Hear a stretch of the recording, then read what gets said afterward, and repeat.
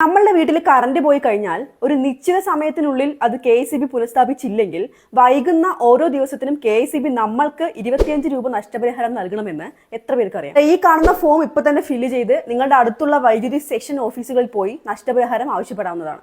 Electricity regulatory കമ്മീഷന്റെ standard of operation പ്രൊസീജിയറിന്റെ schedule 1 ഇതിനെക്കുറിച്ച് പറയുന്നത്. വൻ നഗരങ്ങളിൽ 12 മണിക്കൂറിനുള്ളിലും ചെറിയ നഗരങ്ങളിൽ 16 മണിക്കൂറിനുള്ളിലും ഗ്രാമങ്ങളിൽ 24 മണിക്കൂറിനുള്ളിലും വൈദ്യുതി പുനഃസ്ഥാപിച്ചില്ലെങ്കിൽ വൈകുന്ന ഓരോ ദിവസത്തിനും KEB നമ്മൾക്ക് 25 രൂപ നഷ്ടപരിഹാരം തരണം.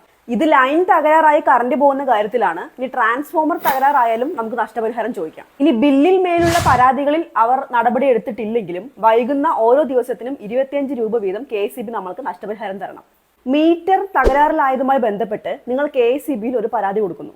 30 ദിവസത്തിനകം ഇൻസ്പെക്ഷൻ നടന്നില്ലെങ്കിലോ അല്ലെങ്കിൽ 30 ദിവസത്തിനകം പ്രവർത്തനം നിലച്ച മീറ്റർ അവർ മാറ്റി തന്നില്ലെങ്കിലോ നിങ്ങൾക്ക് നഷ്ടപരിഹാരം ചോദിക്കാം. അപ്പൊ നിങ്ങളുടെ അടുത്തുള്ള വൈദ്യുതി സെക്ഷൻ ഏതാണോ അവിടെ പോയി ഫോം A പൂരിപ്പിച്ചുകൊണ്ട് നിങ്ങൾക്ക് നഷ്ടപരിഹാരത്തിന് അപ്ലൈ ചെയ്യാവുന്നതാണ്.